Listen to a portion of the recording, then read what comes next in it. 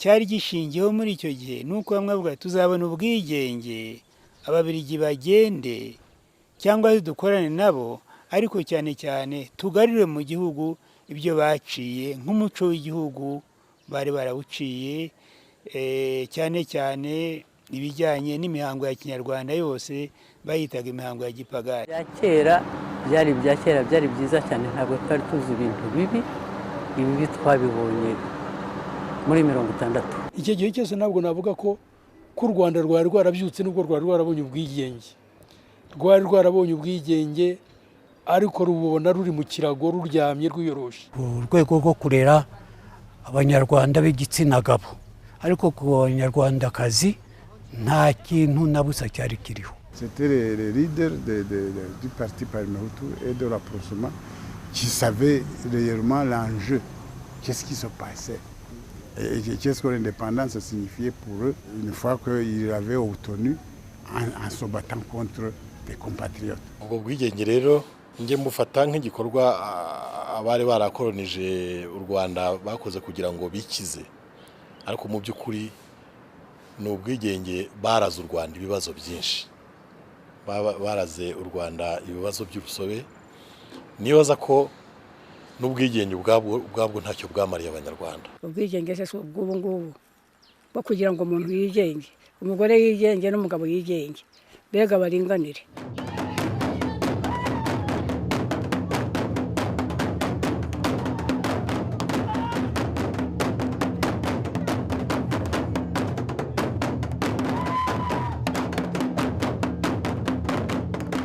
We get to look back over the years and see how far we've come in these 50 years.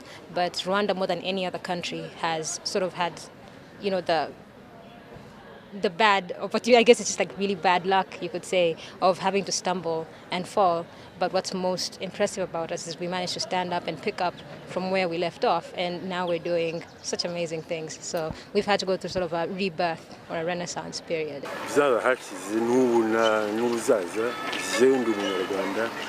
Ntabwo nshobora kuba ubundi bwoko no ku mpapuro zanjye, ntabwo nigeze mpindura ubwoko bwanjye. Ndi umunyarwanda, nta nubwo nigeze nshaka na rimwe guhindura ubwoko. Nkeka ko ubu ngubu iyo urebye nibwo ubona ko u Rwanda rutangiye akantu k'ubwigenge, nibwo ubona ko u Rwanda rutangiye kuvuga u Rwanda ni twebwe, igihugu cyacu mwebwe. Kubasha kubwira umuntu ngo buretse kumbwira, kubasha kubwira umuzungu ngo bawigiyeyo, kubasha kubwira umufaransa ngo niba udashaka natwe ntidushaka, ibyo bintu ntabwo twigeze tugira ubwigenge butuma abantu bajya ibyo bihugu byombi bijya ku rwego rumwe. Nagiye mu gisirikare kubera gushaka kugira ngo nanjye nkorera igihugu cyanjye, nitangira igihugu, kuko dufite n'amateka y'abagikoreye, hari abayobozi bacu, kugira ngo nanjye ngire uruhare rwo kubohora igihugu, gukorera igihugu. Rwanda is an exception to the rules. It's demonstrated itself to exceed all expectations. It is years ahead of what people expected it to be.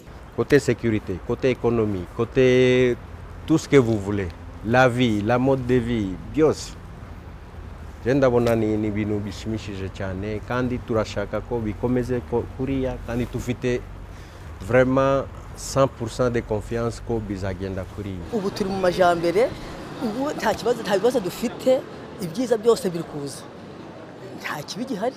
Rwandan today has a lot of dignity. I stand tall, I stand very proud. Ubuzima twari dufite ntago ari bwo dufite ubu. Ubu mwana afite uburenganzira bwo gukora umurimo akiteza imbere. Ariko muri icyo gihe nta mwana witezaga imbere, yahoraga azi ko ari ku mubyeyi, kimwe n'umudamu w'icyo gihe. Nta burenganzira bwo ku mutungo yabaga afite, ariko ubu ngubu umudamu afite umutungo. Urugero nimba nk'ubucuruje hano, uretse kujya inama n'umutware tukigana ku kintu tugomba gukora twiteza imbere, ntabwo yankubita ngo yazane ku ngufu, mujya inama y'icyo mukora. Rero urumva ko bitandukanye. Ngomba guharanira ikintu cyatuma batekana batuje aho bari, ibikorwa byabo by'iterambere, ibikorwa byaba ubucuruzi, byaba amashuri, byaba icyo ari cyo cyose, njye nkaba mbishinzwe kubirinda nabo nkabarinda bagatekana muri rusange. Igihe cyashize ntabwo umuntu yabashaga kwihangira umurimo ngo abashe kuba yakwicururiza abone ukuntu yabaho, ariko ubu ngubu umuntu agira gutya akiyambaza n'amabanki bakamuguriza amafaranga ku buryo ashobora gushinga guhanga umushinga agacuruza akabasha kubaho nta kibazo. Iyo wumva uri mu gihugu cyawe ukaba ushobora gucungira mugenzi wawe cyangwa umuturage cyangwa umubyeyi cyangwa abandi baturage b'u Rwanda umutekano, ukabasha no kurinda ibintu byabo, numva ari ishema rikomeye kuri nkanjye nk'umupolisi cyangwa umupolisikazi.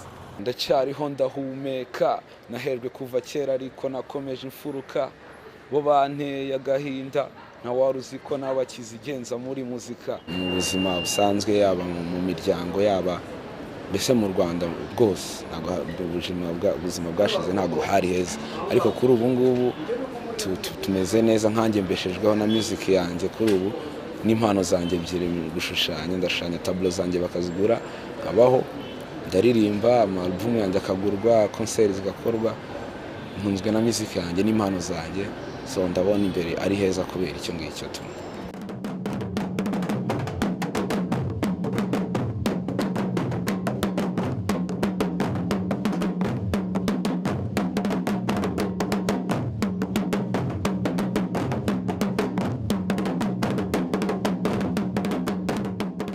ndifuza ko u Rwanda rwacu rushobora kuba rufite amahoro, nta ntambara, nta byivangura, tubaho neza nyine mu mahoro. My contribution, I want it to be the vision, to have a people that is dignified, a people that are human, and people who are able to contribute not only to the country but also to the continent and the world at large. That's my vision for the country. Nk'urubyiruko rw'Abanyarwanda, ngiye ku ruhare rwanjye numva kugira ngo u Rwanda rusheho gutera imbere cyane cyane kuko njye ndi muri domaine technique, ngomba kuzagira ibyo mvumbura bidakorwa mu Rwanda, hagira ibyo nkora byinshi Abanyarwanda batatekereza ko bizanaba. U Rwanda mu myaka 50 ndabona ruzaba u Rwanda rutemba amata n'ubuki, kuko aho turi ubu ngubu byinshi twabinyuzemo bibi, ariko ubu ngubu tudateka turi gutera intambwe ijya mbere kandi nziza. Aho u Rwanda rwavuye mu myaka 18 gusa bitugaragariza ko mu yindi myaka 10 iri imbere tudashize kure hazaba hari ibintu byinshi, hazaba hari amateka meza, hazaba hari ibintu byinshi modera bigezweho. Genda ko mbibona ubujiji azaba ari bukeya, kandi abantu hari aho gutekereza ibitekerezo bibi bazaza batekereza gukora umwe arebera kugira ngo atere imbere. Njye mbona ari u Rwanda ruzajya. Indoto nifuza ko yazaba impamo nuko u Rwanda rugira ubwigenge bw'imari n'umutungo, financial and budget independence. U Rwanda rukihaza, u Rwanda rukazaba icyo gihe kugira ngo rushobore gushyira mu ngiro gahunda yarwo nk'igihugu, rutazagera rubariramo ayabaterankunga bagomba kuruha. When you sit in the university and look at how people study, like before people would study and you'd study with too much fear, you'd be like, today or tomorrow someone will come and get me out of school or something will happen. But now people are being encouraged and pleaded to, like, you should study, do this way. And yeah, I think we have a really bright future. Uruhare rwanjye naje muri Amerika kugira ngo nige ngira ubumenyi. Nifuzaga yuko nazasubira mu gihugu nkafashanya n'abandi banyarwanda bagenzi banjye kubaka igihugu mu bumwe, mu bwiyunge, ndetse no kugiteza imbere. En faisant de bonnes études et en étant juste, on peut apporter une bonne image du pays. Et puis pourquoi pas par la suite aller aider au Rwanda pour le bon développement du pays. 50 years from now, I hope to be being part of the change that's already taking place right now. And like I said, I'm really passionate about healthcare, so hopefully doing something great for the healthcare field in Rwanda 50 years from now. Ari uyu munsi ari ejo hazaza tugomba gushimangira icyo kintu cy'uko umunyarwanda w'umunyarwanda nta busumba undi, nta busumbane. Urabona tuzaba tumeze neza nk'uko dukora cyane tukanakora n'ingufu. Urabona ko ibihugu byinshi bizajya biza nko mu Rwanda kubera ko babona dutera imbere kandi dufite n'ubwenge. Ndabona ko kuba mu Rwanda icyo gihe bizaba ari ibintu byiza. Ma contribution, ce serait de changer la vision que les gens d'ici ou dans d'autres pays ont du Rwanda. C'est-à-dire voir au-delà du fait que le Rwanda est vu comme un pays où il y a eu un génocide. C'est un beau pays, le pays des mille collines, où il y a des valeurs, des traditions et les faire partager avec les autres personnes.